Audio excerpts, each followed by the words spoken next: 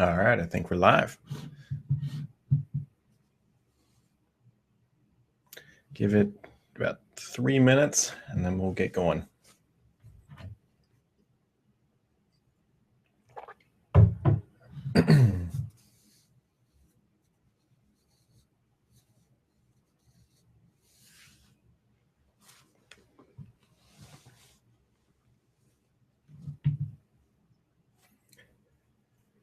Boop, boop, boop, boop, boop, boop.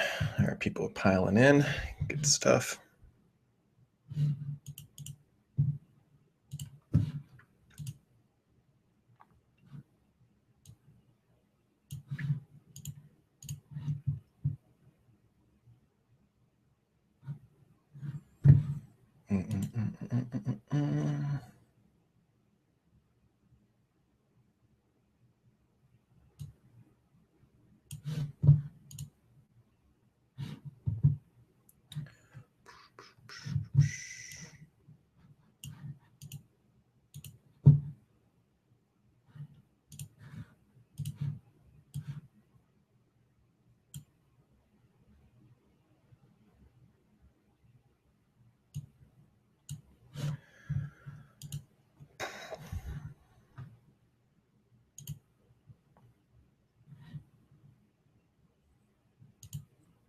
Just another couple minutes here, almost ready.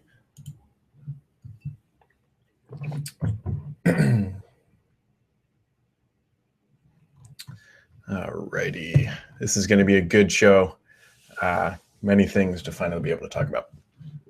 So let's just go ahead and get started, shall we? So today is October 23rd, and this is the Sam's Report, where we are going to talk about all things hardware and a lot of other good stuff. So let's just kind of kick off with some of the background stuff that went on this week. And Microsoft announced its earnings yesterday. Yeah, they did. They weren't the best earnings that I think everyone was kind of hoping for. I think some of the analyst estimates were a little bit higher than what actually came in, but revenue of $20.4 billion, net income was $4.6 billion. And what really kind of drove the stock price, and if you haven't looked at it as of opening this morning, so we're looking at after-hour trading here, is that the stock was up around 10% and actually hit a new 52-week high, and I actually believe it hit a new high since they had their antitrust rulings back in early 2000s. So even though they were a little bit under their expected revenue, the fact that their cloud grew so much, and it was at 6.3 billion, their cloud revenue, which was a growing percentage of an 8% increase in growth for the quarter. And the reason why I think that this is such an important thing and why so many people were bullish on Microsoft stock after they announced their earnings, and a lot of people bought in apparently, is that everyone kind of sees, at least the writings on the wall, that the cloud is the future of Microsoft's computing. It's not like a next week type thing or next year type thing. This is like a 5-year thing, 10-year thing, that this is what's going to make Microsoft sustainable for the next generation. And the fact that their cloud is growing so well and competing successfully with Amazon's AWS service is really what's driving that growth in the stock. It's a forward-looking metric for a lot of analysts, and it's doing well, and they expect it to continue to do well, and Microsoft expects it to do well. And they actually talked a little bit of smack on their earnings call. If you listened in or just kind of read some of the sites, what was going on is that Microsoft has always said, or I should say most people kind of agree, that there's 3 main players in the cloud sector. It's Microsoft, Amazon, and Google. And during the call, and I believe it was Nadella, said that there's actually really only 2. And he said that the future of cloud computing lives in Seattle. And what he was getting at there is that really it's only Microsoft and Amazon. Google, he was putting them down pretty much by saying, they're not really in the cloud computing game. Now, we know that they are, but it's not to the same caliber that Microsoft and Amazon are. Microsoft and Amazon are just dumping billions of dollars into their product, growing it as fast as they can, building data centers, building new features, Microsoft just rolled out like 2 weeks ago, new like high-end, high-core products with solid-state compute power or solid-state storage that is really the top of the game. And they said they were the most powerful virtual servers that you could get, or actual servers that you could get. I believe they're the GS series is the name of them. And Microsoft is really proud of these things. Obviously, they cost a whole bunch of money, but for the people who need, I think it was up to like 32 cores and 64 gigabytes of RAM and up to like a couple terabytes of solid state storage that you can get. I mean, there's really, really high end stuff for most likely simulations or really intensive computing applications. But hey, Microsoft is like, you know what, we got it if you want it. And it's a very capital intensive process as well. To no surprise, right? They have to build out data centers. They've got them many different regions all around the world that are $1 billion a piece. And it's such a contested arena and so expensive that HP actually announced this week that its Helion public cloud service, they're shutting it down. They don't want to compete in this place. It's just too expensive. And the fact that Microsoft public cloud is growing is what's driving this growth in their stock. Not to talk too much about financials, but that's really what kind of drove it. But it wasn't all, roses and stuff during the earnings call. Specifically on the Windows Phone line, they said that revenue declined 54%. They sold 5.8 million Lumias and surprisingly 25.5 million non-Lumia phones. Now, there's a couple things to keep in mind here. So Microsoft obviously did a write-down of almost all of their assets that they obtained from Nokia on the Lumia side and the phone side. So a decrease in revenue was expected. And so that's probably why the stock is like, you know what, you guys already wrote all this stuff off. Anything at this point is just free money, lack of a better term. Lumia is at 5.8 million, not that great, but you got to put it into perspective too, right? Because 5.8 million Lumias, while it's a modest number, it's pretty low. At the same time, they really didn't release anything that's going to attract high volume sales, right? It was a pretty low time for the Lumia lineup.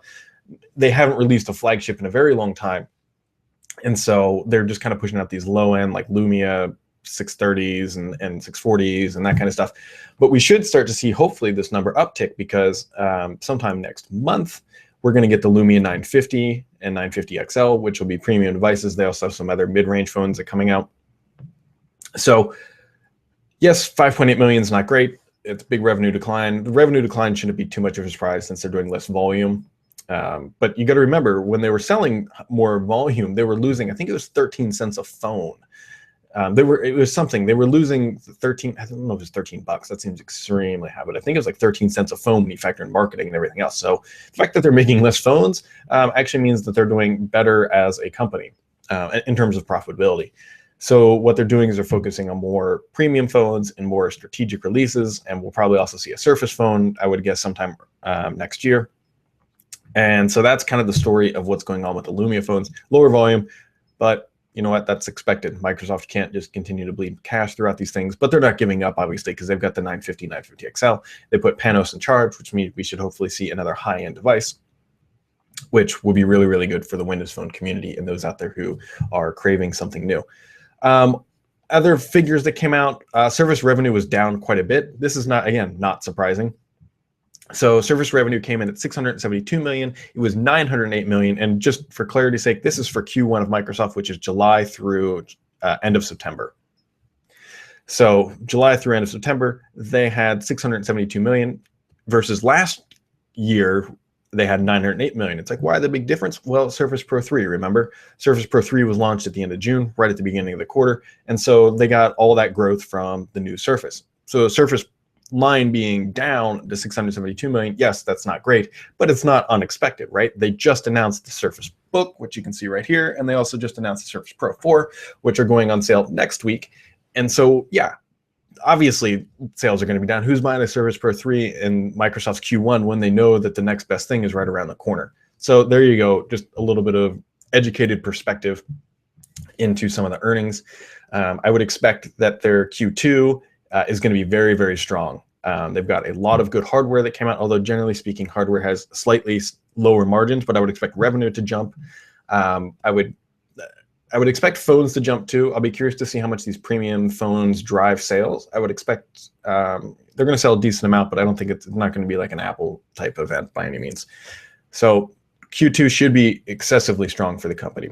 One thing that kind of got lost in this memo of everything going around with the earnings, it was actually reported by the New York Times by a guy named, I think his Nick Wings. I always forget it. That's his like Twitter handle. Is that Microsoft actually laid off another 1,000 people. And so layoffs suck. So I hate layoffs. I was laid off from my first job, and basically because the company just completely went under, and through no fault of my own, ended up working out very well in hindsight. But layoffs suck for everybody involved. Nobody likes to lay people off, and people who aren't familiar, there's a big difference between layoff and firing. Firing means you screwed up. Layoff means the company screwed up. So if you get laid off, it's no fault of your own. So 1,000 people, through not their own fault, end up losing their jobs, I believe yesterday or 2 days ago. So according to the report, all the jobs, or most of the jobs, came from the Windows Phone segment. Again, not too surprising that Microsoft, or I should say Nadella, I fundamentally believe that if Nadella would have been in the driver's seat, he would not have bought Lumia, or the Lumia line from Nokia. I really don't think he would have. I think they would have just built their own Surface phone and said, here's what we can do, much like they did with the Surface line. They build one premium device and say, here's the go-getter phone that everybody should want, and let their OEM partners, if they wanted, backfill. But I don't actually think that Nadella would have bought it. Anyway, so 1,000 people suck, or 1,000 people suck. 1,000 people, it sucks that 1,000 people lost their jobs. And that's, another round of layoffs at the big Microsoft org. So there you go. That is Microsoft's earning in a nutshell. That's probably everything you need to know. You can go read the 10Q. Microsoft has a nice link posted directly on their website if you really want to get down and dirty about where the revenue came from. But one thing I do want to point out now, before I end on this revenue stuff, is Bing. Bing is profitable. Everyone who said that it was not a good thing, Microsoft should dump it, get rid of Bing, clearly had no what to do what they're talking about. I've been a big proponent of Bing, not necessarily the search engine, but I'll explain why here in a second. But Bing is now profitable. They said they had a 23% year-over-year growth in revenue for the sector. And yeah, Bing is profitable. Bing is making Microsoft money. The big reason why I know they would never get rid of Bing is that it's baked into the back end of everything. If you used Cortana, you used Bing. If you use search in Windows 10, you have used Bing. So Bing is not going anywhere. And now that the fact that the segment is profitable makes all those analysts who say, spin off Bing a little bit silly. And not to mention, according to Alexa, which is a online website kind of rating service, if you're not familiar with it, according to that service, which is, again, it's not perfect, but it's good for showing trends, Bing is the 23rd largest website on the internet. 23rd. Now, granted, I think Google is number one. Actually, Yahoo is pretty high up there too, and Facebook and all those guys are up there. But for Microsoft to have the 23rd most visited website on the internet is a pretty big deal. So keep that in the back of your mind every time someone says they should get rid of Bing. Well, you're dumping a pretty core asset to the company. So that just goes without, people lack of knowledgeable insight is people who say they should get rid of Bing. Anyways, that's the end of the Bing rant. Let's move on to more fun and exciting things. Actually, not so much exciting. Edge extensions. Oh, Microsoft. So get in your time machine here. Go back to Build. Microsoft had said that at Build that extensions for Edge, and I can't remember if they said this on stage or they said it privately, but I very clearly remember them talking about this, is that they were going to be coming by the end of the year. And so, we all kind of assumed, okay, they're not going to be at launch of Windows 10. That's fine. All right, so it's going to come with Threshold Wave 2. And so I started asking Microsoft, hey, because we're not seeing them in the previews, we haven't heard anything. And I reached out to Microsoft, and this is a very Microsoft thing to do for somebody like me who writes this stuff up. So they came back with a statement that says it's coming in a future update, and just a nonchalant answer. And I tweeted it out because I was like, I'm not writing this up. This is dumb. I just said, look, Microsoft's still saying it's coming in a future update, but they won't say if it's coming in the fall. And so legitimately, like 24 hours after I got that statement, they came back and said, well, we're going to revise our statement that we gave you, and we're going to say that they're coming sometime in 2016. And they will not provide any sort of hints whether it's early, late, fall, winter, any part of 2016. They're stuck in the mud saying it's coming in they are coming in 2016. So I have mixed feelings about this from a couple of perspectives. So one, they said they were coming at the end of the year. Clearly, they're missing this deadline, which sets expectations. And this is why Microsoft doesn't like to give dates or anything until they are absolutely sure. But they said they're coming, and then obviously they didn't. So it's, infamous Microsoft. It's coming soon, per se, but we don't know how soon anymore. So they're not coming now. They set the expectations, didn't meet them. A disappointment for the users. Fine. The other kind of side of me says, okay, extensions, are they really that necessary? And I'm torn on this because I use some extensions. For example, I use one on Google Chrome called Honey that allows you to find coupons for site. Like if you're on Papa John's or whatever, Pizza Hut, and you do a pizza, a little Honey thing pops up and says, hey, look, here's a coupon for what you're ordering. Just kind of saves you money. Everybody likes saving money. For people who use LastPass, there's no way to use it. AdBlock Plus for those that do that. Although if you're going to use it, please do not use it on Petri or on Threat. That's my caveat with that. For people who use AdBlock Plus, there's no option there. So how many of these people are using Edge that really need extensions? I honestly think it's a smaller minority. It's generally more of a power user type feature. But at the same time, you need power users to adopt, because then they help push it on to their friends and family and that type of situation. So whatever, Edge, yeah, not coming. And there's a lot of ranting and raving about Edge. The thing about Edge, and we'll get to this in a little bit, is that the smooth scrolling with the Surface Book on Edge is just phenomenal. Just scrolling on websites and whatnot is great, especially on TweetDeck, which I'm using all the time and I'm staring at right now. It's great. Chrome, it sucks. It's not nearly as good. Even with I did turn on the flag to allow smooth scrolling, but it's more like, it's hard to explain. It's just not as smooth as Edge. Edge does it exceptionally well. Same with Firefox. It's not as good as Edge. But the problem with Edge is that it crashes a lot. Like I get several crashes a week. There's another bug with a hardware bug. I don't know, with these machines displaying some funky colors on occasion. So Microsoft really needs to get Edge figured out, because the reason they launched Edge was to get away from the social stigma of Internet Explorers. It's the only reason you use Internet Explorers to download Chrome. And so they launched Edge, this like rebranding situation. And so they launched it, but like they launched it out of the gate with this momentum, and now they're kind of stumbling a little bit. And so Microsoft just, there's some really good people behind Edge too. I know quite a few of the guys on the team, and they're really smart, good people.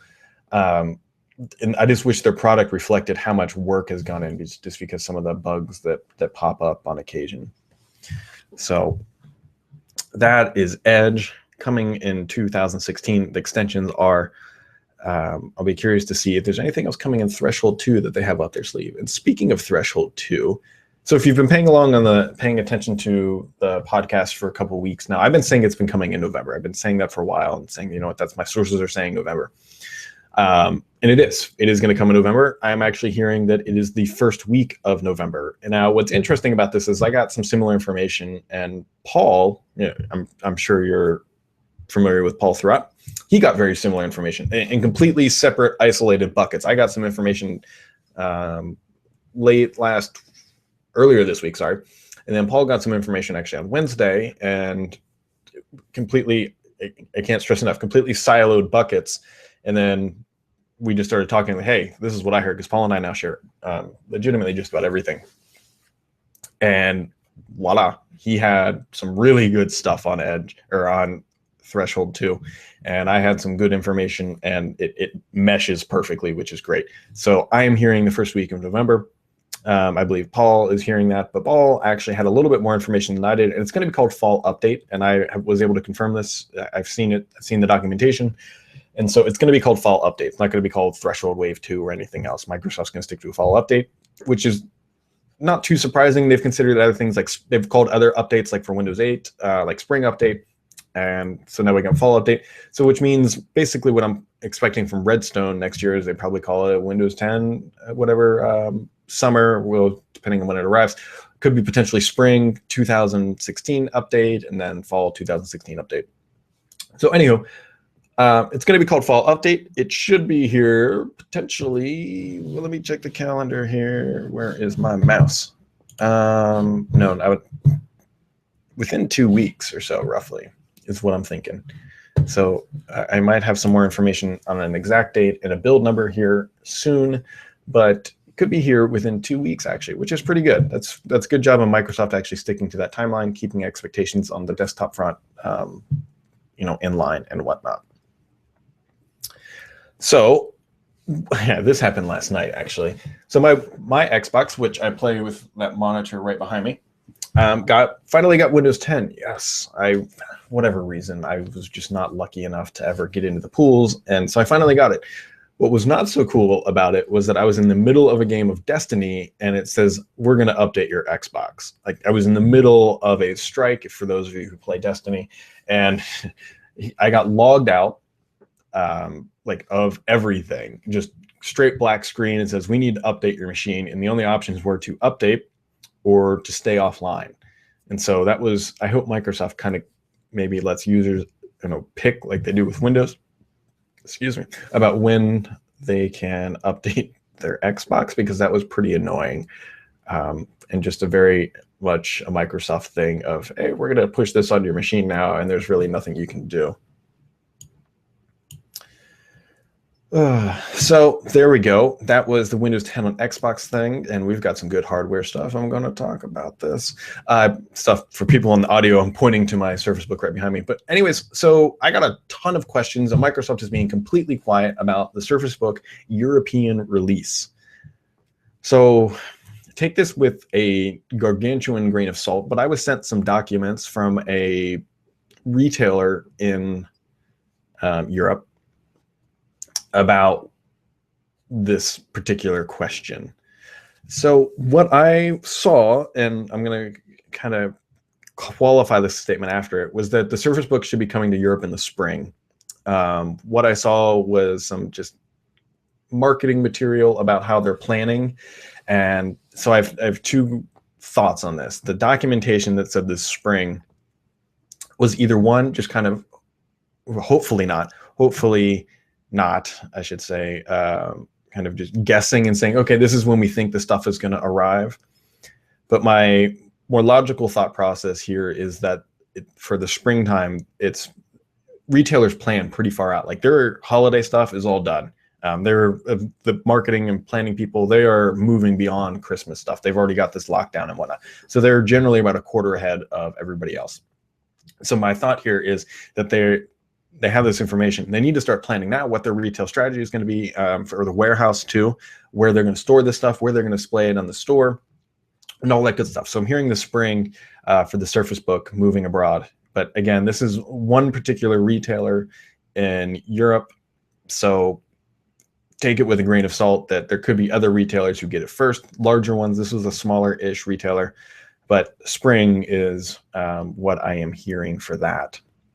So speaking of Surface Book, let's talk about the Surface Dock. So there's a lot of good hardware that came out this week. The embargo lifted on all this stuff, and so we can finally talk about it. When I talked last week saying, hey, there's going to be a lot of good stuff this week, this is what I'm talking about. All the hardware, or I should say most of the hardware we can now talk about. So for those of you who are listening audio, you may not be able to see, you're not going to be able to see this, but this is the Surface Dock here. And so we've got two mini display ports. You got two USB on that side, then you've got two USB on that side. You have a lock port there. And it all very conveniently connects through one port that plugs into, it's the power port. Now, I can't quite show it here, but if any of you have a Surface charger, you'll notice that all the pins are now utilized on this. And on a power one, I believe it's only like the N2 little pins are used. So we've got all pins going here, and that's how they drive all the information to the Surface Hub. Or Surface Dock, I should say. Surface Hub is a huge display. But anyways, so this is actually a very good device. I am quite happy with what Microsoft did. If you remember the last Surface Dock, it was this big contraption thing you put your Surface down into and like clamp the sides closed, and it worked. It solved the need of those who had a Surface and wanted a proper dock. I like this thing a million times better, mostly because it takes up a less footprint, and there is a power port. This port on the end, this circle port, is actually for the power. So it is self-powered and will charge your device when in use. But this thing takes up a lot less physical space on your desk. And it's pretty heavy. There's a rubber pad here on the bottom. There's nice soft plasticky stuff on the top. and it's super easy to use. You just plug your thing in, your Surface in, like you're going to charge it with the dock charger, and bam, you have everything. One cable, nice, clean, simple, super easy to use, works with all the Surface stuff you have already or the new Surface stuff you're going to buy. And this was a smart change for Microsoft. Good job on this stuff, guys. The one kind of funny thing is the reason, so this is not a, like in traditional terms, a dock. Like a dock is what they built before. It's like something you dock it in. This is a hub, right? This is like a USB hub, but they can't call it a Surface hub because they've already used that name. They use that name for that big giant screen, 55 or 85 inch displays. And so they call it a dock, but it's a hub. It's think of it as a super fancy USB hub that does wonderful things for the Surface line. The only problem with it, or I shouldn't say the only, but the biggest downside to it, it is $199. So it is not a cheap accessory for the device. But for those who just want a super simple setup that is clean and easy, that is the route you want to go for $199. Now, don't get me wrong, you don't need the Surface dock. There is mini DisplayPort out on the Surface Pro and on the Surface Book, I believe, and you can connect to a display that way. So you don't have to use it. It's just a more elegant solution. It's a cleaner product, and that's the way, that's just what it is. It's a good device if you need it. I think it'll do well in the corporate sectors. And let's dive into the more fun hardware here, shall we? Oh, you weren't expecting this one. So this right here, ladies and gentlemen, this is the Xbox Elite controller. This controller, if you are an Xbox gamer and you play any significant amount of gaming, I highly recommend this. I play quite a bit of gaming a week, about 20 hours, maybe give or take or so, just a couple hours each night, or when I get free time. But this controller is wonderful. And so what it is, I believe it's the exact same size from the physical footprint. I didn't actually measure or check it as the original, or the original Xbox One controller, whatever you want to call it. But this guy has all sorts of good little features to it. So starting with the material, it's got this like soft black. It's actually very similar material to what's on the Surface Hub here, kind of. The soft black kind of material. And as you can see, I've played quite a bit. And there's not really too much like staining, and I mean your hands get kind of greasy or sweaty, and you can see here it doesn't really retain that too much, which is good. That's a very good thing. And you've got this nice premium materials, and the cool things, let's just start up here, is that everything is kind of connected with magnets. Like if you watch, you can take the thumbsticks off. There's actually 2 additional sets. I have the shorter ones on there currently, but they just click in, oops, and right like that. And they are they're not hard to get off, but they take a little twisting action. And so this is an awesome thing. And they kind of twist and you pull up and bam. I mean, you can see how easy that is. And so they both come off. They're super simple. And you can replace them, and they stay in place with magnets. Through the gaming so far that I've done, I've not had any issues with any of the removable parts coming off. And I'm a pretty vicious gamer. I beat on these things. I'm not gentle with my controllers. And so the other thing that can take off here is you can actually take off the D-pad. And so I forget where I put the other one, but there's also another more like horizontal pad thing. Oh, it's up over out of the way, that you can replace and change up the D-pad here. But just for my gaming style, I still like the D-pad. And again, it just sits right in there with magnets. It's not going anywhere. It sits firmly in place. It's a good thing. It's cool. The other kind of differences here, you can see underneath the joysticks here, that is metal.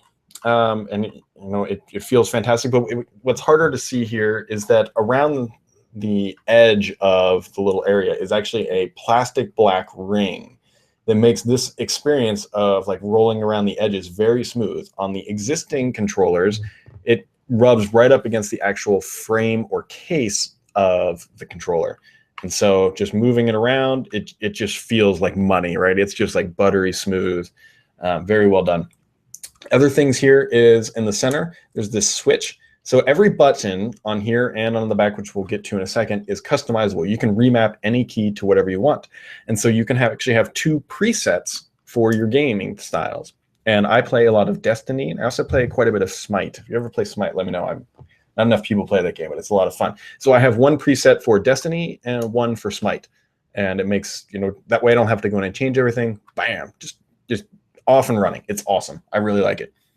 And so on the back is probably arguably the biggest change. And so what they have is there's actually two sizes of there's paddles that go on the back. And I took them off initially to show you what it actually looked like. And so you can see these dark little holes down here. This is where the paddles actually go and connect. So what you do is you just they just slide in like this. That's the first one, and you can see, and then it's a button. And what it does is it engages, those little green dots are the actual button, but this paddle makes it so you can engage the button. And so you can actually have, oops, I grabbed the wrong one here. You can have two on each side. And so then the setup looks like this. So you can see there's the two sides. Now, my personal gaming preference is I only use the top two. This is how I generally play, is with only the top two. Now, I think eventually I will get to be able to use the bottom two, but I've had every Xbox since the original. I've never had a PlayStation 4 or any PlayStation, to be honest. I had Nintendo's growing up and then went Xbox. And so I have about a little more than a decade of ingrained experience of not using paddles on any controller. So this is a very new and very long, from personally, learning curve to get used to these buttons. But they are especially useful in Destiny. I have one map to reload and one map to jumping. So it's jumping in reload. I had to think about that for a second. And so it's quite cool. And so they work there. I have not gotten used to the bottom paddles, mostly because my grip just doesn't work there. But that is very cool. I love these little paddles. I'm getting used to them more and more each time I play. But by far, my favorite feature about this controller, you see these little green switches up here? What they do is they change the length of the engagement for triggers. So if you switch these guys, you can see how you have to press it all the way down here. If I flick the switch, then it becomes half the distance. For anybody who uses a single fire weapon in any game, like a Halo or Destiny or anything, you will love having that shortened distance because it makes shooting so much easier. Now, I did play a little Forza, and on Forza, I actually like the longer pull than the quick engagement. But for any single fire fan out there, you want the short buttons, and that is the reason why I would buy this controller. I would not buy it for the paddles. I would buy it for this shortened trigger length because for me personally, it made a lot of difference. Not to mention all the premium materials, just this nice quality stuff up here, being able to change out these guys is another reason to buy. But my killer feature, which I thought the killer feature would be the paddles for me. Nope, it's the shortened trigger. This is the Xbox Elite controller. It is awesome. It is $150. So again, not cheap, but for somebody who's playing Xbox all the time, it's a very good purchase for them. It's a very good controller. Microsoft did it right. I think it looks fantastic. I think it feels fantastic. I personally think they're going to sell a ton of these things. I really do.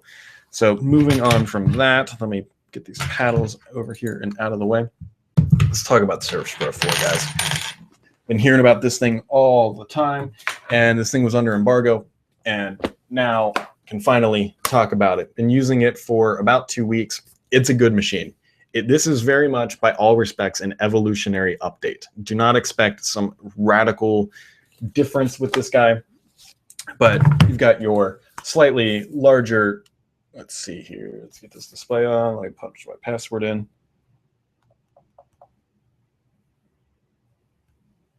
You've got your 12.3-inch display here, and it is a good machine. Surface Pen sticks to the side. What else can you say? It's a good update. You got larger screen. You have excellent writing, although I can't do it right there. There's a little Business Insider page that has a bug that I will show, but the inking support, oops, got to be on a pen here, is just fantastic. I mean, you can just do whatever you want, and the writing, I didn't think they could make the writing experience any better, but they did. They really did. And the pen is good. What else is there to say about this thing? It's Skylake. This is the i5 model. The fans, that's what we can say. Oh my God. So the fans do not run nearly as much. If you have a Surface Pro 3 or ever used a Surface Pro 3, you will be very aware of how much the fans in the backside just spin up. I joked online frequently that I was going to dress my Surface Pro 3 up for Halloween as a hissing cobra because that's what it sounded like. Now, for the most part, the Surface Pro 4, which is a good machine and starts at $899, Does not have fans. They don't spin up. You can actually buy a fanless model, the M3 version. And to address a comment here on Twitter, Chris asked, the review unit doesn't support Windows Hello, or did you not set it up yet? So these review units do have Windows Hello cameras up top here. You can actually see the camera. They do support Windows Hello, same with the Surface Book, but the software was not quite ready with these review units. So Microsoft said that it will be ready for when they ship next week, and it's coming through Windows Update that will enable the camera. But right now, I cannot log in with my face. So if you read any reviews of any of these things that say they did log in with their face, I don't want to say they're lying, but they're not telling the truth, because the software is not ready for the Surface Pro 4 or the Surface Book. And if you're wondering why, it's because Microsoft built their own camera. This is not Intel RealSense. It is their own hardware, which is actually quite impressive. And not surprising, though. I mean, they have Kinect expertise. They have all sorts of good stuff in there. So somebody asked, how good is the pen on the Surface Pro 3? It's good. So the biggest difference in this pen, which you can kind of see on the stream, is that it's got a flat side. And what the flat side allows you to do is that it sticks, although this is the wrong side, is that it sticks firmly in place. I wonder if I can do this on the video. You can kind of see like it snaps into place. Like it is on there firm. It's not going to go anywhere. The biggest question where it might fall off is if you bump it from the side, it does rotate a little bit better. And if somebody asked, are these pre-production units? I don't think these are pre-production. I think these are just early units. I think these are like first test run, but I don't think they ever said they're pre-production, unlike some of the Surface Pro 3s. I think the Surface Pro 3s were pre-production, but these are actual production models. So the Surface Pro pen, it has a softer tip. If you have a Surface Pro 3, I'm not sure it's worth buying. I mean, it's a good update on the pen side. It feels a little softer in your hand. The actual tip, I should say, the pen is made of the same metal. One other benefit is on the side here, the flat side, there's a button that allows you, if you're using OneNote, then you just hold that button down and it creates the selection box for you. That's kind of a nice thing, addition. And the pens and the eraser works exceptionally well too. I haven't actually tried the eraser on a Surface Pro 3. I should try that, but the eraser is nice. So I don't know. It's one of those things, if you're not going to buy a Surface Pro 4 and you have a Pro 3, but you want to feel like you're getting a better experience, you go and buy it. It's not a like night and day. It's not like you're going to buy this pen and just be overwhelmed with joy. It's a good update. It's just a good update. It's not a revolutionary. It's very evolutionary. On the back of the device, exact same hinge setup, which is good. Good job, Microsoft. They didn't change that. There was no need to change that. The hinge works exceptionally well. And it's just a good update, right? We weren't expecting too much. There were some bad rumors out there saying it wouldn't have Windows Hello, but it obviously does. And it's just a good evolutionary update. Now, here's where the obvious question becomes, if you have a Surface Pro 3, should you get a Surface Pro 4? So if money is not an object to you, sure, why not? Just go ahead and get one. Although if money is not an object, I would tell you to buy the Surface Book instead. If you can get a good deal on a Surface Pro 4 by selling your Pro 3, go for it. But to be honest, if I was only using a Surface Pro 3, what I would do is I would just buy the new keyboard. I would buy the new type cover. This is the new type cover here. And for an extra, I believe it's $30. I believe it's $159 over the one, or it might be $149. It actually has a fingerprint reader. This model does not have it because you don't need it with the Surface Pro 4. But if I had a Surface Pro 3, I would just buy the new type cover. This new type cover it's a generation jump over the last model. As you can see here, the keys are spaced out a little bit wider, which gives you better just kind of key feedback. Also, the mechanisms underneath have been refined, and I actually like the typing feel, and this is kind of crazy. I actually like the key feel, like the pressing feel, better than how the Surface Book feels. It's wonderful.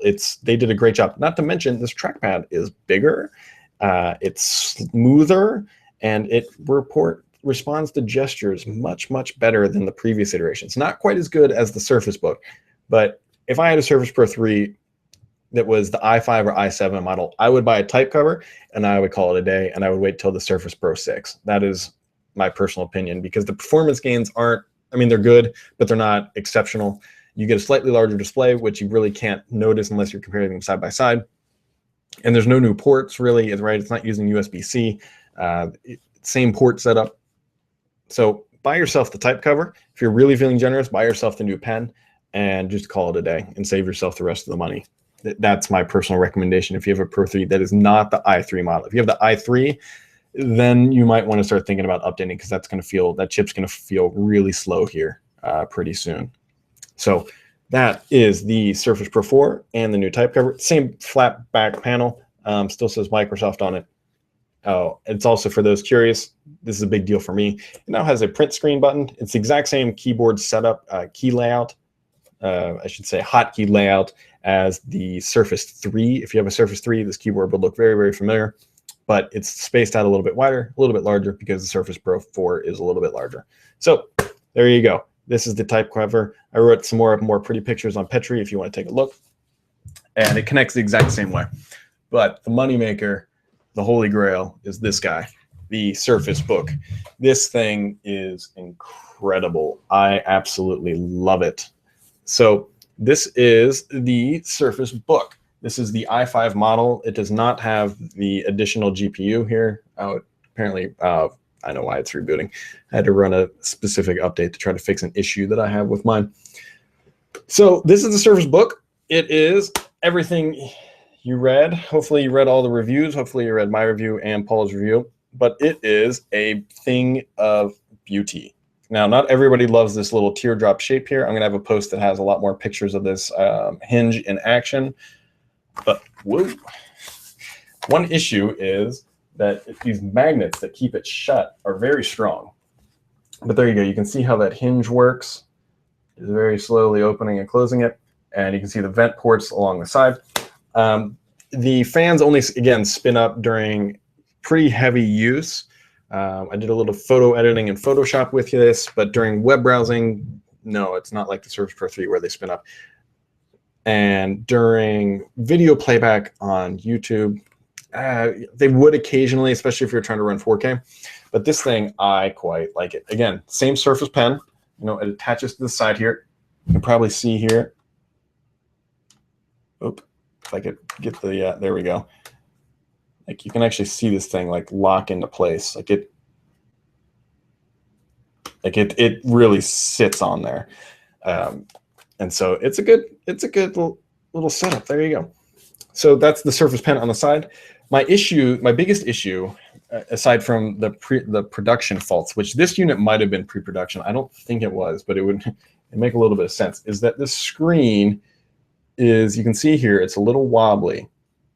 It's got some wobble to it. For a $1,500 machine, it wobbles a little too much. And the thing happens when you touch it from the front side, it does the same thing. Now, if you push the screen, this is as far as the book goes back. If you push it all the way back, then it's a lot firmer and it's not so bad. But most people aren't going to be typing at this particular angle. So the screen wobbling, it is a little worrisome.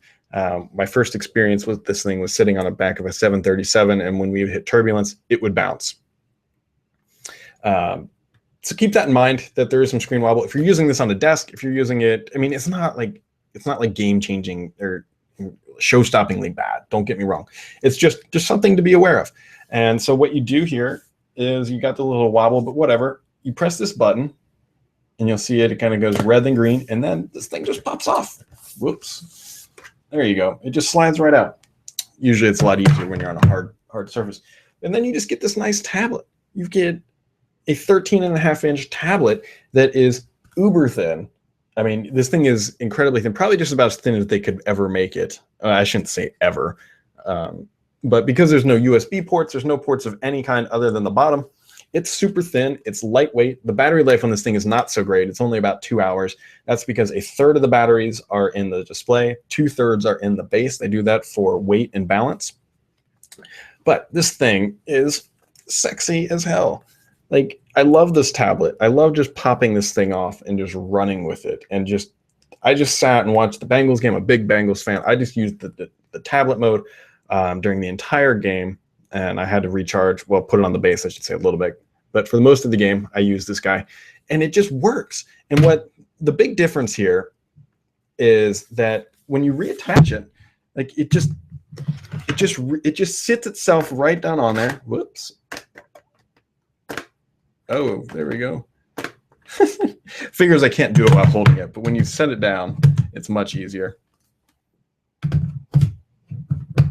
What the crap? There we go. Well, that was a little weird. Sometimes like half hinged. A little harder to see here, but it just sits back. There we go. Like I said, this thing is a little pre-production. It was like it was trying to lock when it was halfway on, but it sits down, and Microsoft really got this hinge set up correctly. It's not perfect. For example, like when you pop the display off, you can no longer bend that hinge. So if you pop the display off at an odd angle, like I just did, and then when you're trying to put it back on, it can be a little difficult. But during most angles, when you would pop it off when it's sitting straight up and down on a desk, it's super easy. Hit the button. Half second later, it makes a satisfying little, not even a half second, probably a quarter second later, you get this nice satisfying click. And then you can pull it off. And then it just reattaches just effortlessly. Microsoft got this right. There's some other 2-in-1s on the market. Microsoft got it right. They really did. And so this Surface Book is good. There's a couple bugs, like my audio port. I'll be curious to see if more people have this. So the audio jack on mine, if I'm listening to music, I can hear background noise. It's almost like you can hear the PC. If you've ever heard like a mechanical hard drive click kind of running, that's the noise you hear. It's really annoying. I let Microsoft know on how to reproduce the issue. So hopefully it's just a one-off, but they're working on that. There's also another issue with Edge, no surprise here, and the display. On certain websites, if you saw that Business Insider page that I had to open earlier, there's a point on the page where you can scroll, and the screen goes from white, like you would expect, and has this, it's almost like the white balance changes only in Edge. So it's an Edge specific issue to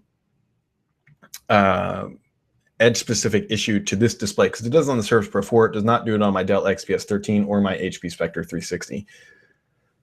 So those are a couple issues. Really, all you need to worry about is just the screen wobble. You can see it really, like you can really see it here on the video. Like if I just let go, it's like a car with bad shock absorbers. Like it keeps wobbling after you stop. Somebody asked, Brad asked on, not me, Brad, but Brad Bamford asked on Twitter, if you recharge the tablet top, whoops, I didn't even know you could do that. So there's a little button you can actually press on the display that will, a software key that's like in the system tray that will do it. So I was trying to figure out here does it recharge? No, I don't believe so. So his question was, does the base recharge the tablet top? I don't believe so.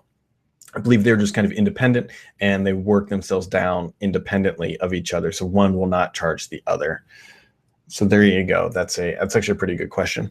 One of the things I wish you could do, and I'm going to make this suggestion to Panos, is I wish you could write on the trackpad, because there's times where I like to just doodle on things. It would be kind of cool, like if you could actually write on the trackpad. Think about signing a document. I just had to do this a couple of days ago, which is why it came up, where it asks for a signature. And what if you could just write on the trackpad?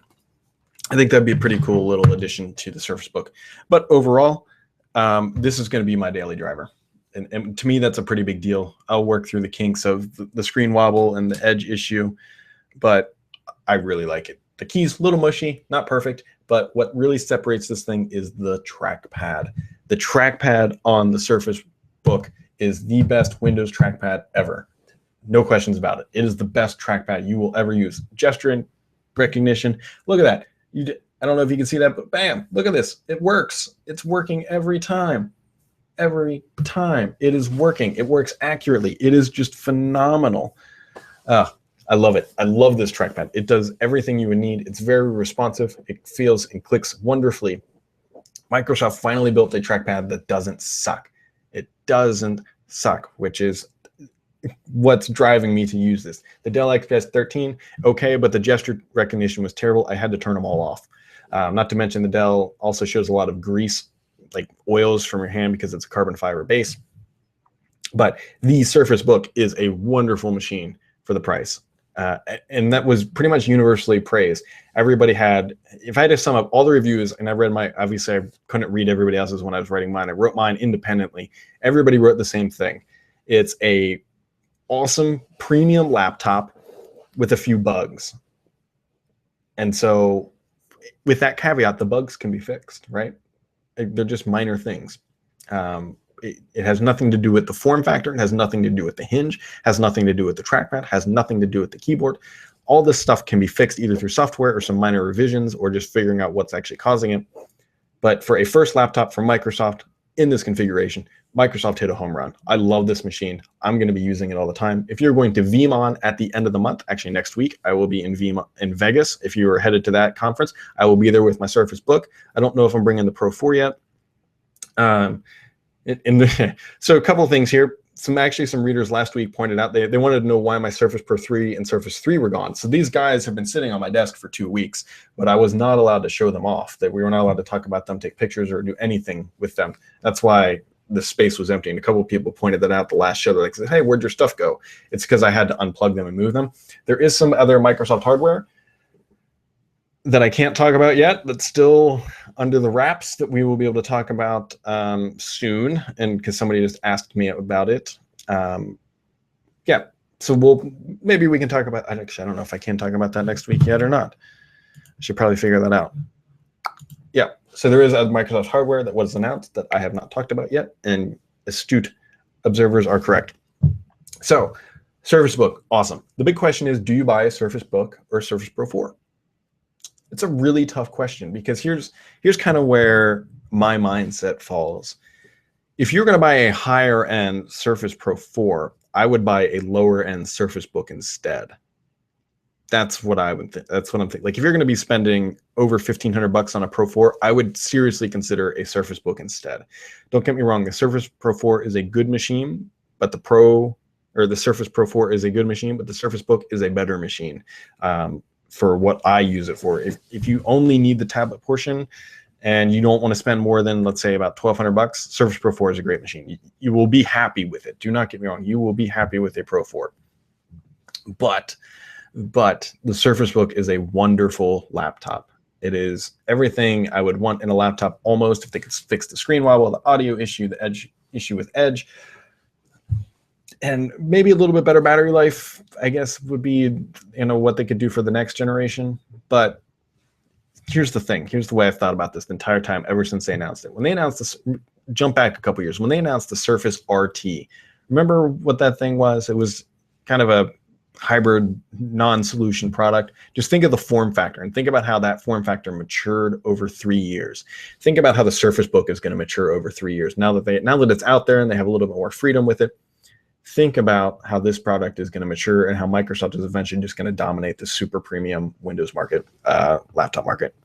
I'm convinced of it based on how this first version is. Panos, you did a good job.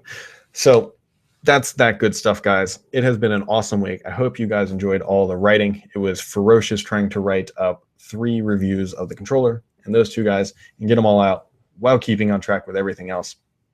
It's been a lot of fun. Don't want to sound like I'm complaining, but get your hands on a Surface Book. Go to the store and try it out. Microsoft is going to sell quite a few of these things, and they've been selling out, actually. They introduced a new SKU of it. If you didn't check that out, it's another, I believe, $16.99 SKU. It actually does the dual GPU. I say dual GPUs. Other people say discrete. Technically, they're both kind of correct because there are 2 GPUs in here. You have the internal one up in the display, and then you have one down in the base for those models. So technically there are 2, but most people just refer to it as the option with the discrete. So there you go, guys. This has been the Sam's Report for the end of the month. All things hardware. If you have any questions about this stuff, I'm going to have another post up on Petri. I've been tweeting pictures about it on my Twitter account because people have been asking what the bottom looks like, what the hinge looks like. I'm going to be covering every little thing I can about this because I like this machine and I use it every day. Although not for this podcast because I had to switch machines so that I could actually show it off. So I hope you guys have a wonderful weekend. I hope that for everybody who ordered a new Surface Book or Surface Pro 4, next week is everything you hoped it would be. And thanks for watching.